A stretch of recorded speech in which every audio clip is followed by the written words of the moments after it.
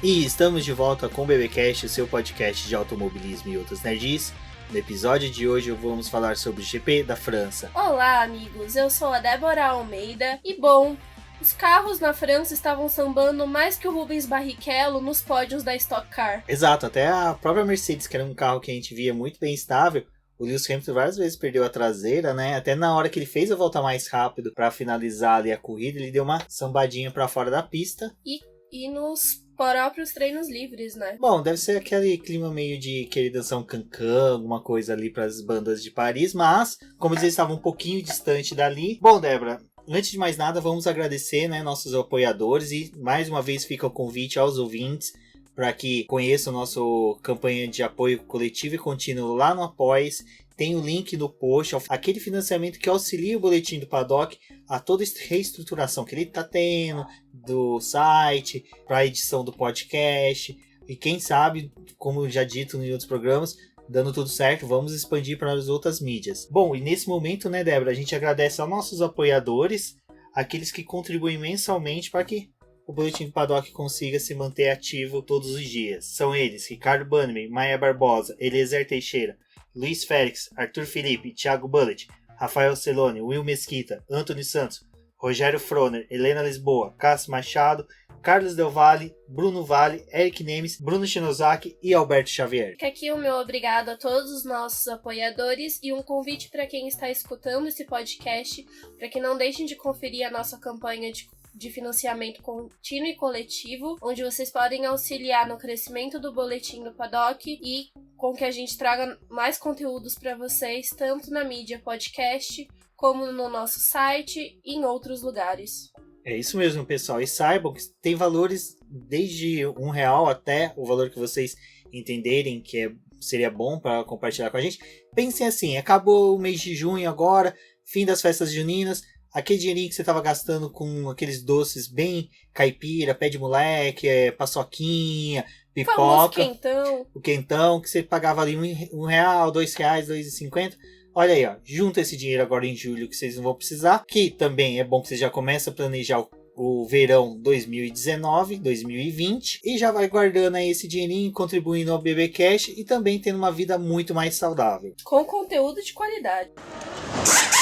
Bom, Débora, chegamos a Paul Ricard, um circuito que a gente brinca, né, com aquelas pinturas, com aquelas faixas deles, que depois teve toda uma explicação durante a transmissão, né, que cada pintura tem um grau de aderência que é criada para que os carros que vá para a área de escape e não rode ou se perpetue rodando feito peão da casa própria até chegar em Marseille. Essas faixas, elas têm um nível de degradação para os pneus e elas correspondem ao que seria um carro ir para a brita. Na faixa azul é um pouco menor essa quantidade de consumo do pneu. Também depende da forma como os pilotos acabam entrando nessas faixas. E a faixa vermelha é onde os pneus acabam sendo destruídos completamente, dependendo também, novamente, da forma como o piloto entra nelas. Bom, tirando toda essa questão estética da pista, é uma pista legal. Outros treinos foi bacana, que a gente viu bastante coisa. Sebastian Vettel mesmo, no primeiro treino livre, testou algumas peças novas, né? Mas infelizmente parece que ela não respondeu aquilo que era a expectativa da pista. Foi testado um assoalho com algumas adaptações novas e uma asa nova também para essa corrida, mas o Vettel não estava se sentindo muito confortável com esse tipo de equipamento que a Ferrari tinha trago. Também não estava tendo o resultado esperado pela equipe, então eles decidiram voltar a configuração do carro para o que a gente tinha visto já no Canadá, manter com essa configuração e pensar em algo novo para a próxima corrida que é daqui uma semana. Bom, a vantagem é que como eles estão ali tudo na Europa, próximos, né, eles não têm o azar de deslocamento de peças dessas demorar tanto. Mas falando dos treinos livres, né, Débora, a Mercedes dominou tudo, né? Foi de ponta a ponta. Foi mesmo um final de semana que tinha cara de ser da Mercedes bem antes dele começar, porque já estávamos pensando nas configurações e no que tinha acontecido no GP de Barcelona. As pistas são bem parecidas, então tinha essa projeção do que aconteceu em Barcelona se repetir na França com uma nova dobradinha da Mercedes, e isso foi comprovado durante os treinos livres, onde o Hamilton liderou o primeiro o segundo e o terceiro foram liderados pelo Bottas. Aí começou aquela disputa, né, de que talvez o Bottas poderia tomar a pole do Hamilton e fazer um final de semana um pouco diferente, ainda que fosse com cara da Mercedes, né? Mas isso não foi possível. A gente também acabou vendo, além desses testes de peças, tudo, os pilotos reclamando bastante do desgaste da pista, que estava bem elevado. Apenas algumas partes do circuito foram recapeadas, né? Então, nessas partes em que teve o recapeamento, os carros ficavam balançando demais, isso ajudava a consumir os pneus. E essa projeção que a Pirelli tinha feito não ficou muito certa para todo final de semana, né? Porque eles estavam com esse problema identificado, várias saídas de pista, as curvas estavam difíceis, algumas de realizar, e existia preocupação de qual composto ia ser o melhor para poder iniciar a prova, porque sabendo disso, o macio, que é muito utilizado para classificação, não ia ser a melhor opção para esse começo de prova. Ainda mais se eles quisessem partir apenas para uma parada. Você julgando pela escolha de pneus da Pirelli, você acha que foi uma escolha errada ou foi certeira? Sabendo dessa questão do recapeamento, tudo que já tinha, já era de notório conhecimento aí, tanto das equipes como da própria fornecedora de pneus. Acho que o problema é que a escolha dos pneus é feita muito antes. E com o desenvolvimento do campeonato e das coisas que a gente estava vendo nas outras corridas, sabendo de que precisa ter um certo tempo para essa goma ser preparada e eles entregarem para as equipes, a escolha da Pirelli não foi errada naquele momento porque eles não tinham conhecimento do que ia acontecer durante o campeonato. Então, eu acredito que o maior problema das corridas que a gente está vendo por aí é com relação aos pneus, porque sim, a degradação não é tão grande em vários compostos, em várias configurações que eles estabelecem para as pistas, mas ainda assim é uma goma que tem muitos defeitos e é ela mesmo que causa todo esse problema dos pilotos não quererem disputar uma corrida, pensar em, sei lá, avançar e tentar desafiar o seu oponente, porque eles não querem fazer mais uma parada nos box. E a gente também vê a demora que eles têm, não só pensando em estratégia, mas mesmo com o tempo de entrar no pit, colocar um pneu e tentar uma volta rápida, é algo que ainda não tá muito bem definido para as equipes, tipo, o momento que elas devem tentar fazer isso. Então,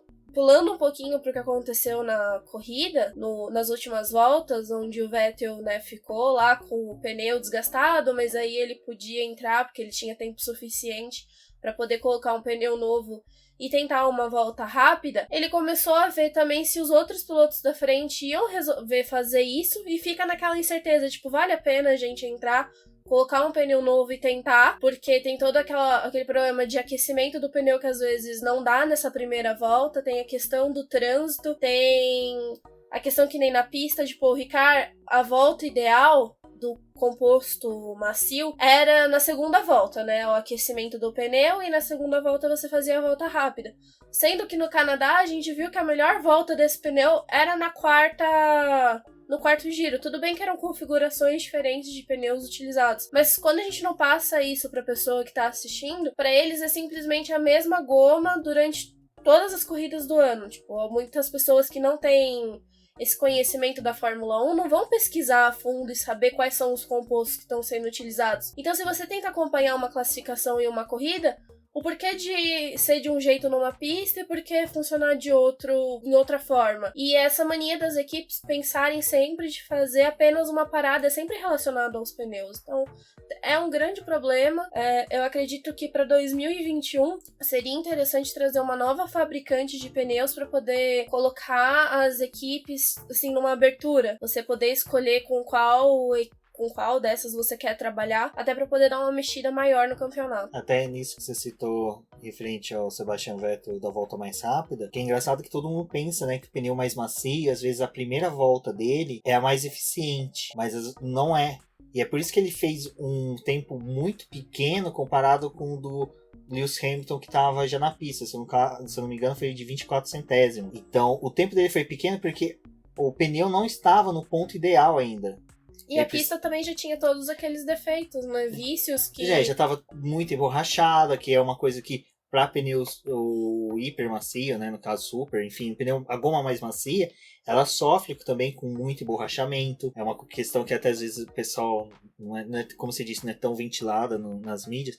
Nessa corrida a gente também teve a questão que a Fórmula 2 e a Fórmula 3 correram no mesmo asfalto. Isso também acaba ajudando no pela manhã emborrachamento tinha tido uma corrida, né, da Fórmula 2, com o Sérgio Sete Câmara chegando em quinto, salvo engano. Bom, tirando essa questão dos pneus, que eu acho que ficou bem interessante, porque o GP da França teve a característica da pista quente, o que todo mundo dizia que favorecia a Ferrari, mas eu acho que o que o Sebastian Vettel entregou e o Leclerc entregou era tudo aquilo que a Ferrari poderia entregar nesse circuito. Eles não conseguiram ir além porque era tudo que a Ferrari conseguia.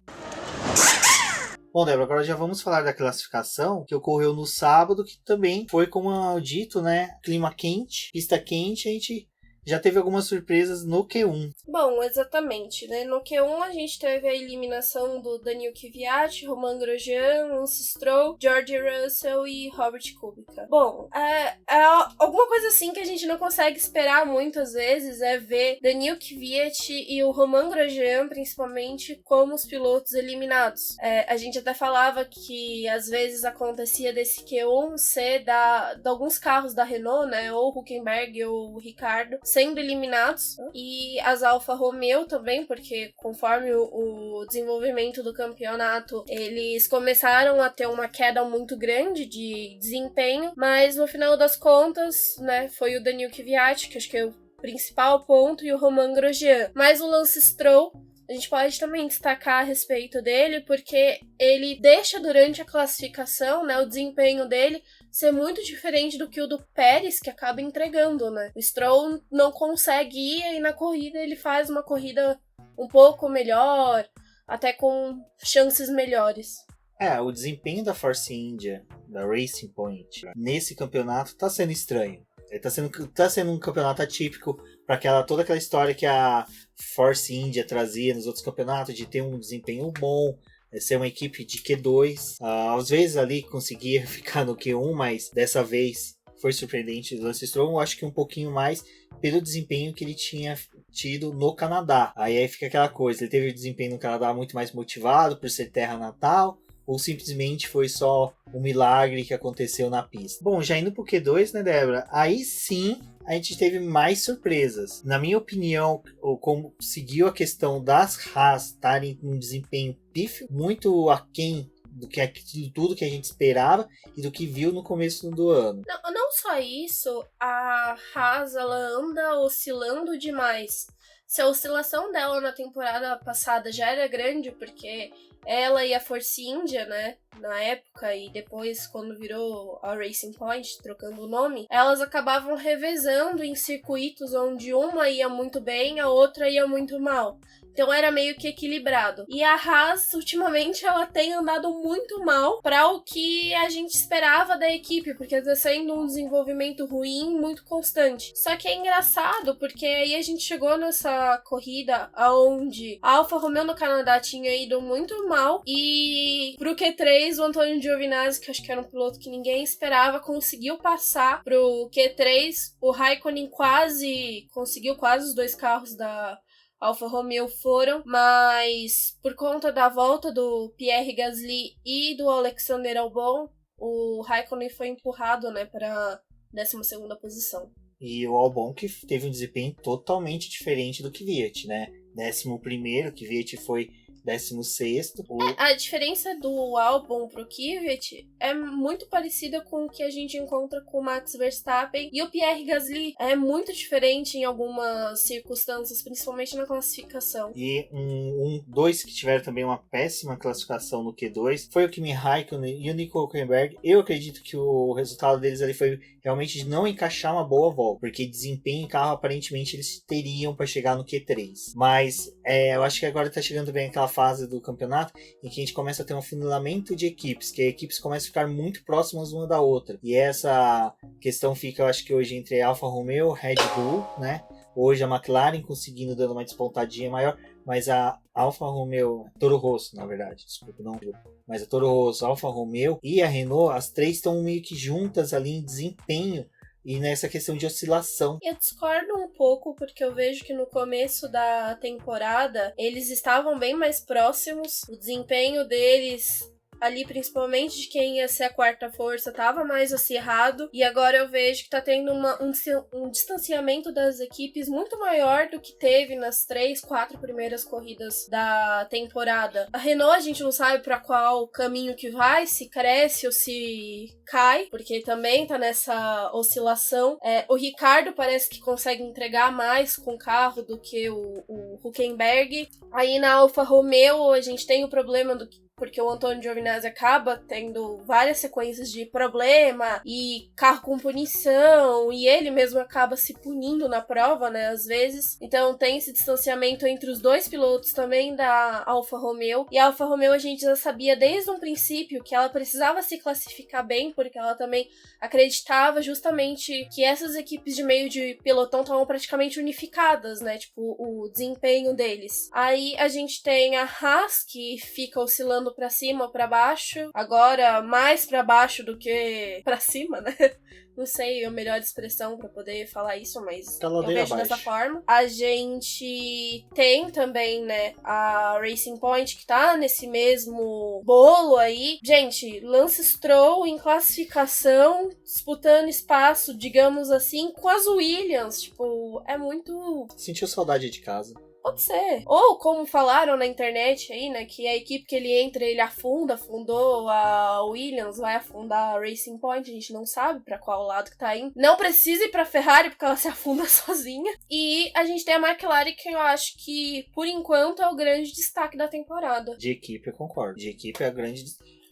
Foi uma coisa que eu comentei com você no final de semana. A atual dupla da McLaren foi brincadeira do Carlos Sainz, quando questionado o que havia melhorado na equipe, ele falou os pilotos. Eu hoje falo, a dupla da McLaren é uma dupla que eu quero que fique aí pelo menos mais algumas 3 ou 4 temporadas. O Carlos Sainz, eu tinha muito receio com ele, eu era abertamente a favor de trazer um piloto do nível do Daniel Ricciardo, mas o Carlos Sainz hoje, pelo que ele fez no quali, o Norris, o que fez no quali, depois até mesmo na corrida, mas o Norris e o Sainz, eu senti eles muito aguerridos nos treinos. Tem 2 vídeos da McLaren, dos boxes deles, comemorando os 2 carros. Como se fosse uma pole, né? Exato. Não, tecnicamente é uma pole, se a gente parar pra pensar, porque... A disputa deles era de meio de pelotão, né? Não, nem só questão de meio de pelotão. A gente tem a Fórmula 1, né? Que é Mercedes, Ferrari, Red Bull com Max Verstappen. E tem a Fórmula 1.5. Que é todos que ficam sempre abaixo desses. E o Gasly, que está lá de visita. O Lando Norris e o Carlos Sainz foram os primeiros. Foi a pole, tipo, a McLaren saiu na primeira fila. Que foi, assim, é bacana pra equipe, aquela sensação que, tipo, olha, estamos no caminho certo, vamos progredir. A gente tá na beira do poço, tá saindo. Ninguém vem chutar a gente pra dentro. Exato, e eu concordo. A questão até mesmo discutindo esses dias sobre se o Alonso voltaria ou não até pra testes. Eu acredito que não. Acho que não há necessidade. Eu acho que o papel do Alonso na McLaren Fórmula 1 já passou, não tem mais necessidade. Eu acho que até mesmo em questões de testes tem que se utilizar os 2 pilotos, que são os 2 que vão estar na pista, eles que precisam desse feeling que o teste dá. E não o piloto de teste que está tentando as 500 milhas de Anápolis, tá visando uma WEC, uma Stock Car de duplas. Exato. O Sergei Sirotkin, né, foi anunciado essa semana como Gostamos, engenheiro russo, sensacional. Da McLaren. Eu acho legal porque é um piloto que tá aí tentando, né, um espaço na Fórmula 1 de alguma forma. Então, eu vejo que a vaga pra ele de piloto de teste condiz muito mais do que com o Alonso. Porém, o Sirotkin era um piloto que merecia uma nova chance. Desculpa, te cortei. Porém, no entanto, quando você olha para o Alonso, você pensa num cara que tem muita experiência, que tem como trazer essa capacidade dele para a equipe, ajudar em um acerto de carro. Então, é legal. Mas a gente vê também que ele não tá inteirado completamente com a equipe porque ele tá pensando em outras coisas, em outros campeonatos.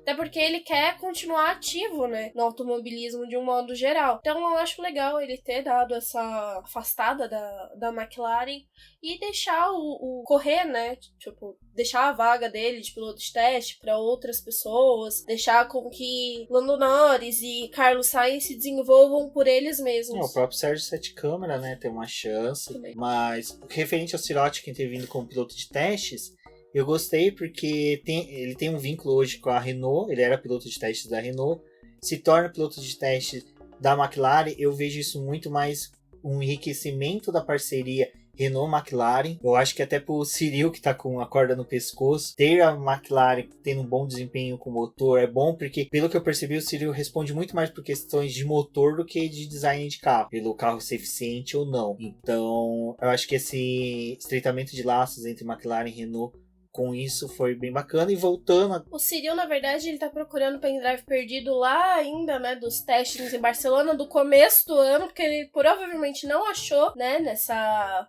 bagunça. Talvez tá na seção de achados e perdidos do metrô, mas aí tem que dar uma procurada aí. Se ele quiser, eu vou dar um passeio aí pra ele. Bom, e referente, né, voltando aqui aos treinos, pole do Lewis Hamilton, seguido de Valtteri Bottas, Charles Leclerc, Max Verstappen, os dois carros da McLaren. Aí vem a surpresa de Sebastian Vettel em sétimo, mas é aquilo que nós falamos, né, referente ao pneu. Pneu novo, ele só vai render a partir da segunda, terceira volta. Ele abortou a primeira volta dele, porque ele tinha cometido um erro, então... O que é bacana, ele assumiu, chamou os caras no rádio, ó, errei, deixapei o pneu, tem que recolher. Não ficou lá tentando, perdendo tempo. Voltou pros boxes, colocou outro pneu e foi buscar a volta. Mas eu acho que essa coisa que a gente tem, né, de ver o piloto fazendo a primeira volta para poder tentar garantir uma pole ou uma melhor posição na corrida, não tem só a ver com isso. Eu acredito que também é buscar um ponto de referência para poder melhorar a volta. Então, se você sabe que você tem uma volta boa, você consegue dar uma acertadinha, né? E o problema do Vettel ali foi ter pequenos erros em várias áreas da pista que acabou cometendo o sétimo lugar dele. Exato. E seguindo ele, Daniel Ricciardo foi uma excelente surpresa. Ele que vem demonstrando um excelente desempenho na Renault nas duas últimas corridas. Pierre Gasly, que aí começa a minha tese, que eu acho que o Helmut Marko e o Christian Horner tinham que rebaixar ele para que o Max Verstappen ganhasse uma corrida. Aquele efeito que o rebaixamento, demissão do Daniil Kvyat dava no Max Verstappen para vencer. Acho que essa é uma boa tática, porque o Gasly, infelizmente, ele não tá tendo aqueles lampejos de bom desempenho que ele teve nas corridas anteriores. Mas, assim, é também aquela coisa que a gente falou, né? É motor Honda, o carro da Red Bull pode ser excelente, mas o motor não tá tendo aquele desempenho todo, apesar de eles ter corrido com a especificação 3 na França. E o Max Verstappen em P4 é muito mais fator Verstappen do que conjunto Red Bull Honda. E a surpresa total do final de semana no quali foi o Antonio Giovinazzi, que foi bacana ele ter chegado em décimo. Eu vi que tanto a Alfa Romeo como ele comemorou muito. Foi uma comemoração boa, dá aquele ânimo de novamente no piloto, né? Salvo engano, acho que é a primeira ou segunda vez que ele supera acho que em pista, sem ter punição, sem ter nada, é a primeira vez que ele consegue superar o Kimi Raikkonen, o que é bem legal, principalmente pro jovem italiano aí, que eu, como descendente italiano, queria que ele perpetuasse por mais tempo aí no campeonato, não só nesse ano, mas na Fórmula 1 como um todo. O problema do Antonio Giovinazzi, acho que acontece a mesma coisa com a Red Bull, né? A gente tem o fator Verstappen e na Alfa Romeo a gente tem o fator Kimi Raikkonen, porque é o piloto dono do primeiro carro, é o cara que vai trazer as modificações, vai auxiliar a equipe, e ele, por mais que seja, ele tá aprendendo, né? Apesar que a Fórmula 1 acaba punindo esses pilotos que estão nessa fase de adaptação, mas pensando a longo prazo, eu penso que a Alfa Romeo poderia sim manter ele, porque é um piloto que veio sem vício, né? Tipo, a equipe consegue auxiliar, ajudar ele a trabalhar de alguma forma. Foi muito legal ver a equipe comemorando também esse 10º lugar dele. A gente sabe que a Alfa Romeo trabalha bastante para poder conseguir, ainda mais com o desempenho que tiveram no Canadá, agora na França foi bem melhor. Então, tem todo esse conjunto, eu acho que vale a pena manter. Bom, agora na corrida, largada tranquila, né? Comparado com o que foi o ano passado, acho que a única escapada que nós tivemos foi do Pérez, né? Que cortou um Pérez muito amador. Não, tudo bem. Até se você olhar, a pista de Paul Ricard é bem parecida com o Canadá naquela questão que tem umas plaquinhas indicando onde você tem que sair.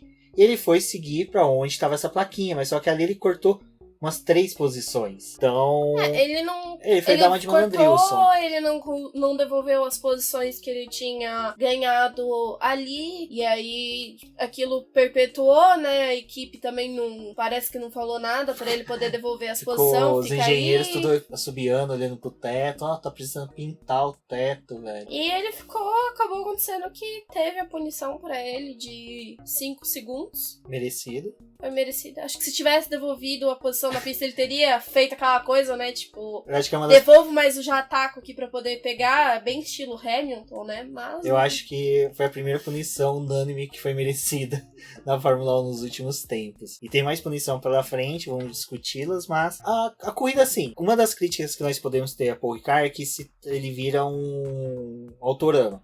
Ele é uma pista legal, falado, né? A corrida foi bacana, mas não teve aqueles momentos de vai. Não foi. É um passeio no parque, né? Acho que para todos os pilotos ali acabou tarde ensolarada em Marsella, com seus guarda-chuvinhas para poder se proteger do sol e andando nos parques. É isso aí. Porque Lewis Hamilton liderou de ponta a ponta, não teve nenhum momento ali que ele foi ameaçado pelo Bottas. Ele deu volta em praticamente todo mundo. Tipo, a corrida só teria ficado mais interessante se ele tivesse conseguido dar volta no Bottas. Não, se ele tivesse dado volta no Bottas, o Bottas ia encostar o carro e sair Foi uma chorando. coisa que a gente tava falando nesse final de semana. A gente tava vendo, acho que uma corrida do Senna, que o Senna fazia... Park 93. Fazia essas coisas. Então... que ele deu a segunda volta no Barrichello, deu a volta em cima do Barrichello, que era segundo Barrichello. Peraí, o que tá acontecendo?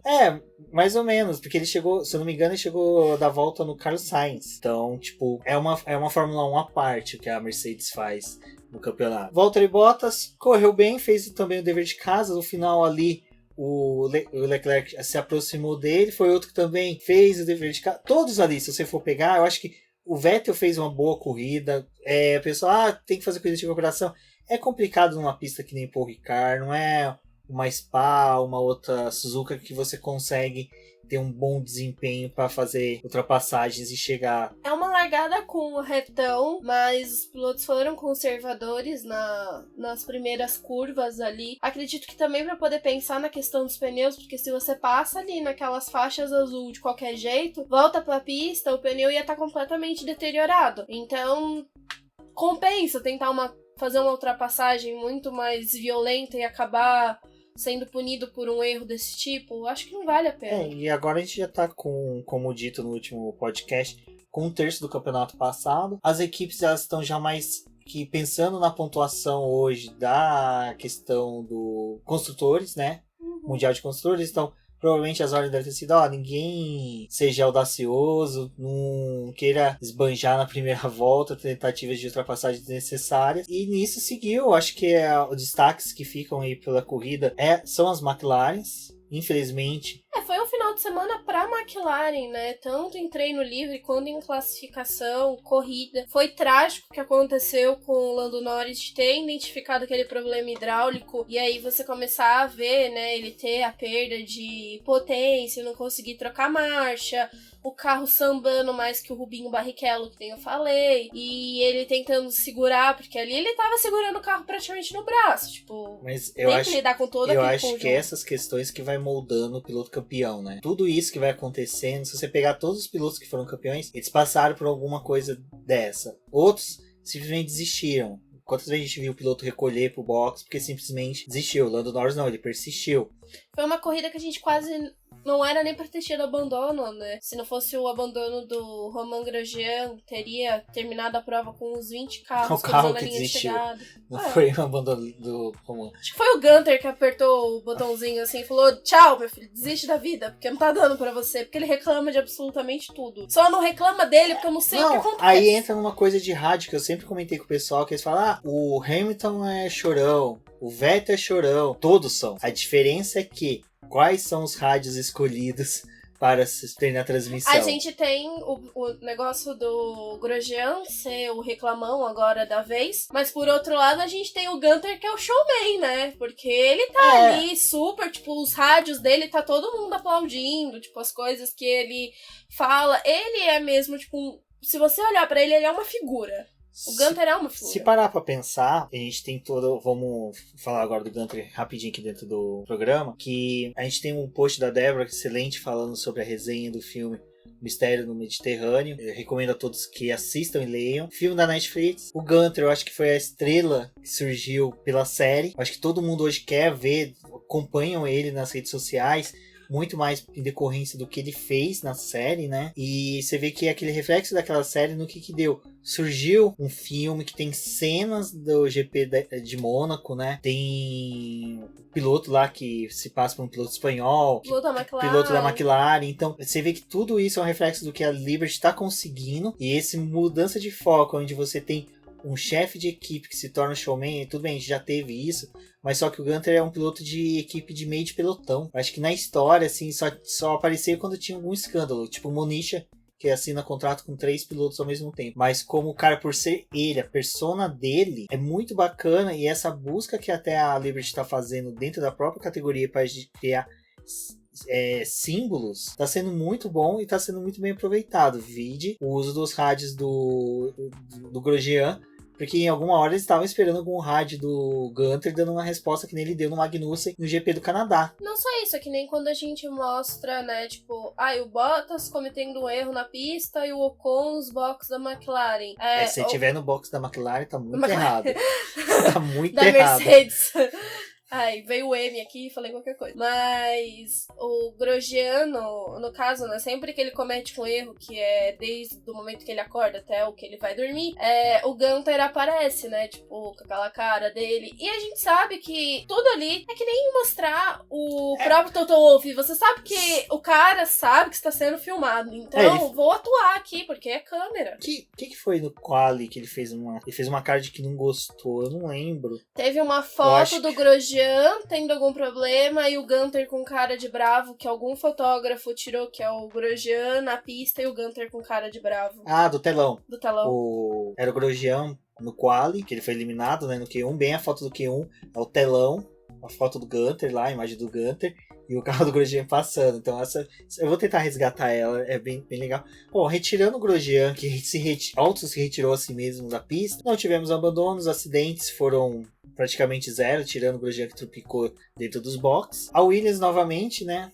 Aquele fiasco, chega da punição por Russell, um piloto que já foi punido por estar ali praticamente na Williams, né? Que ele teve a troca da bateria, e aí por conta dessa modificação ele foi punido. O Kvyat também foi punido por conta das trocas que a Honda acabou realizando no carro, mas a gente vê ali, tipo, as Williams disputando espaço com elas mesmo, porque... Literalmente, porque o Russell e o Kubica teve momentos, tanto nos treinos, de se pegarem. E a gente sabe, né, porque a posição do Kubica tá ameaçada na Williams, o patrocinador master dele tá querendo dar tchau, ou vai dar nos próximos dias, tipo, tá algo meio que assim. Então a vaga dele na Williams tá aquela coisa de não vai dar pra poder ficar, porque ele é um piloto que traz dinheiro pra equipe, e aí já entra naquela coisa que quem vai pegar esse lugar, quem é que vai querer esse lugar, porque, colocar o Ocon ali pra poder correr, mas, poxa, olha o desempenho que o moleque tava tendo na Force India, né, na época, e aí agora se submeter a andar na Williams, que tá extremamente ruim. Então tem todas essas coisas, às vezes você ir para uma equipe ruim, você acaba anulando toda a sua carreira, ainda que você esteja ali nos boxes só olhando o que tá acontecendo. Eu já acho que seria uma boa pro Ocon, porque aquela coisa, ficar nos boxes para um piloto, lógico, deve ser maravilhoso, mas acho que correr deve ser mais ainda. Eu acho que seria uma boa pro Ocon, principalmente porque ele estaria em evidência, ele estaria ali dentro. Eu acho que o Russell, apesar de ele estar sofrendo com a equipe, com o carro, ele ainda não saiu de evidência. Acho que ele, por ainda ser o atual campeão da GP2, Fórmula 2, ele tem todo ainda essa questão que um dia ele pode ascender para uma equipe. O Ocon também. O Latifi tá utilizando a Williams pra poder realizar testes, né? testes. Mas é todo um cenário que é difícil, né? Tipo, você tá pisando em pedras e a qualquer momento você pode escorregar. Você não sabe se é pra uma coisa boa ou pra algo ruim. Um ponto que eu achei bem legal foi a questão dos pitstops, ter tido esse tempo, essa perda grande, né, de 30 segundos. As equipes conseguiram trabalhar bem. A gente viu que teve respostas de um para, outro para, discussão se tal pneu consumindo ou não. Sebastian Vettel tinha sido questionado, ele falou que teria que parar, porque ele tava sentindo já que o pneu tava degradando. Teve os blefs, né, das equipes de meio de pelotão ali. Mas, e aí, fomos nos encaminhando para o final da corrida, né? Eu acho que não tinha muito que se mudar ali, apesar que os carros estavam próximos, tava tendo... em algumas situações, porque... Não, teve que um nem momento do que ninguém... Do Vettel pro Sainz tinha mais de 50 segundos de diferença conforme a corrida foi passando. Então tinha uma diferença grande entre eles ali. Que foi daí a equipe entrou em contato com o Vettel e falou assim, plano F, tipo... F de fudeu. Quase.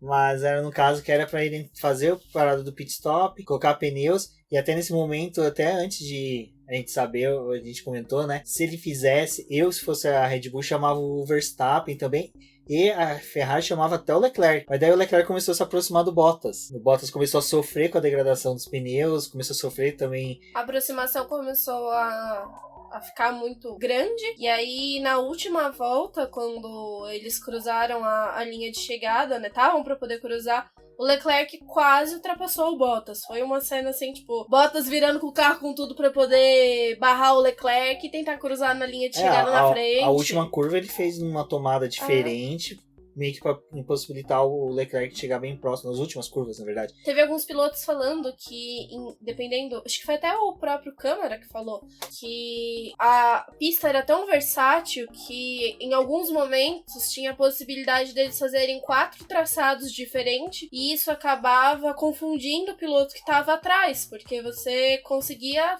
utilizar isso para poder se defender, não fazendo o mesmo percurso igual. E aí, acho que o embate que foi bonito, não tem o que se falar, que foi do Ricardo, Kimi Raikkonen, o Hulk. Mas foi uma pena a transmissão não ter mostrado, né, ao vivo, a gente só conseguiu ver. Como diria o Galvão, a transmissão é feita pela FOM, pela FIA, pela Fórmula 1, pela BBC, Sky Sport, Ray TV, menos pela Globo, porque infelizmente não mostraram. E aí a Globo depois resgatou, né, as imagens, tudo até. É porque ninguém sabia o que tinha acontecido com o Norris, apesar da gente saber que ele tava com problema no carro, mas a perda dele foi muito grande. E aí quando a corrida acabou, que essa imagem foi resgatada e a gente viu o Ricardo pressionando o Norris para poder realizar a ultrapassagem. Ele foi para fora da pista. Aí ficou aquela coisa, né? Tipo, tinha um espaço pro Norris fazer concluir a volta dele retornando para a pista. Só que nisso o Ricardo já tava avançando para cima do Kimi Raikkonen, colocou os 4 pneus para fora da pista. Foi quando ele conseguiu realizar a ultrapassagem no finlandês. E com essa perda, né, que o Norris teve com o Ricardo ali nesse embate, ele caiu para a 10ª posição, onde mesmo com o carro dele ruim, sendo a última volta, se talvez o Ricardo tivesse feito a ultrapassagem normal, ele não tivesse caído lá para a 10ª posição. E aí a gente foi ver aquela imagem que acho que foi o que acabou sendo mais frisado depois que a corrida acabou, e já naquela questão, né, de Ricardo vai ser punido, e tivemos que esperar o final mesmo do GP, tudo acabar para poder ter uma resolução, que foi onde eles chamaram os 3 para poder conversar. Parece que abordaram um pouco do Ricardo ter jogado o Norris para fora da pista, mas esse não foi o ponto alto disso tudo, e ele acabou tomando 2 punições por conta do que ele fez com o Kimi Raikkonen, né? Exato, mas assim, o ponto que eu acho assim, um pouco de sacanagem da punição é que o espetáculo foi bonito. A ultrapassagem do Ricardo, 4 carros disputando posições, foi muito, é aquela coisa esteticamente dentro da Fórmula 1 é muito bonito. Você vê uma Alfa, 2 Renault e uma McLaren disputando posição, o Ricardo vai para fora, volta, depois faz a curva, ultrapassa o Kimi utilizando a área azul da pista.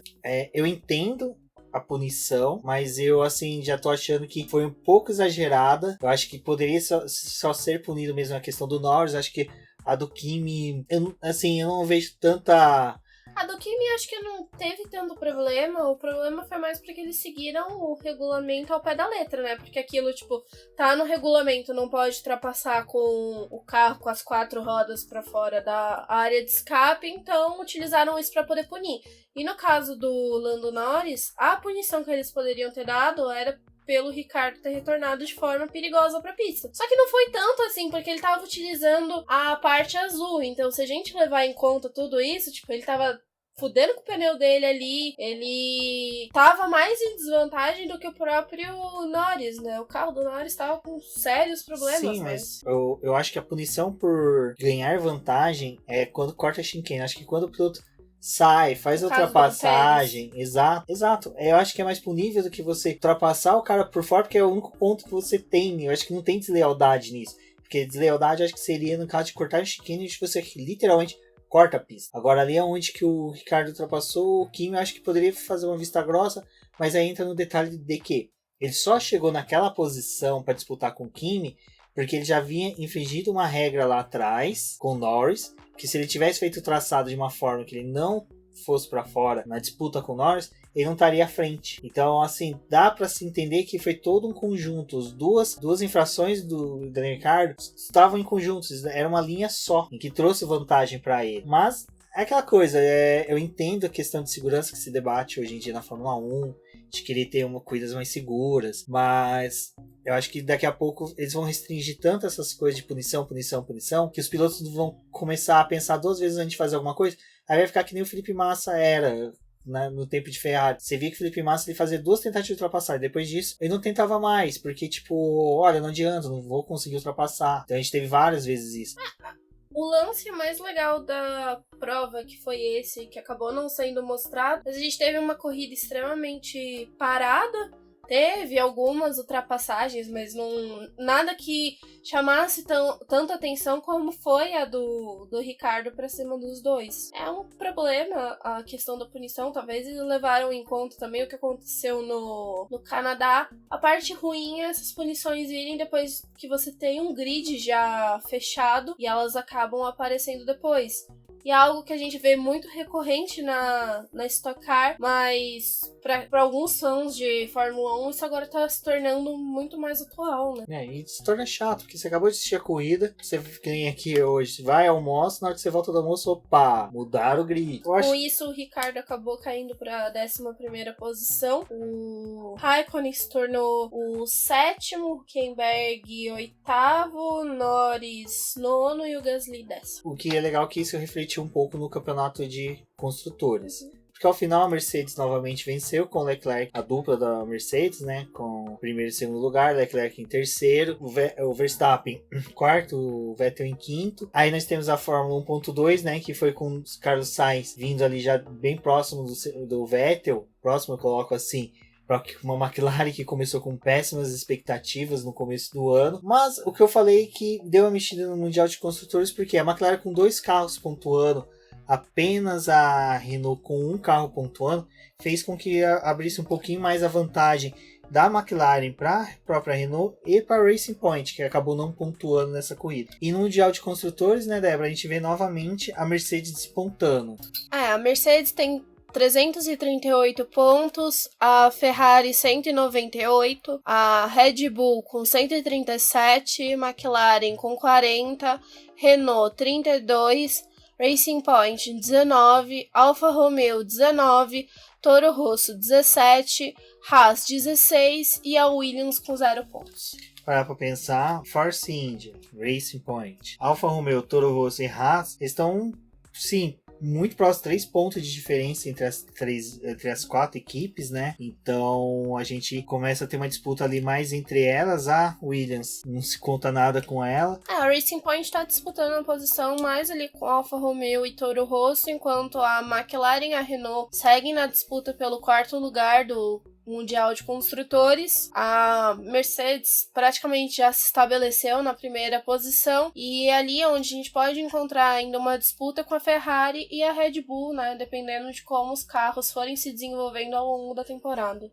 Mas a Red Bull é Red Bull / Verstappen, né? Porque o Gasly, apesar de ter conseguido um ponto hoje, não foi tudo aquilo que precisava para um piloto da Red Bull. No Mundial de Construtores foi isso. Agora no de pilotos nós já estamos tendo novamente aquela despontada do Lewis Hamilton, né? O Valtteri Bottas, que aparentava ser o piloto que iria disputar com ele o título esse ano, já começa a ficar naquela questão de só segundo lugar. Com mais demora dele para poder reagir, o Hamilton vai abrindo essa vantagem, vai ficar mais difícil dele tentar recuperar isso nas próximas corridas, mas mesmo assim a gente tem o Hamilton com 187 pontos, Valtteri Bottas com 151, Sebastian Vettel com 111, Max Verstappen com 100, Charles Leclerc com 87, Pierre Gasly com 37, Carlos Sainz 26, Kimi Raikkonen 19, Daniel Ricciardo 16 e Nico Hülkenberg 16. Bom, acho que da corrida foi isso, né, Débora? O GP da França já era esperado mesmo uma corrida morna, como a gente disse. Ao final ali teve uma movimentação, carros brigando por posições. Lembrando as características da própria pista, lembrando um pouco sobre Barcelona, a gente falou sobre tudo isso no nosso preview.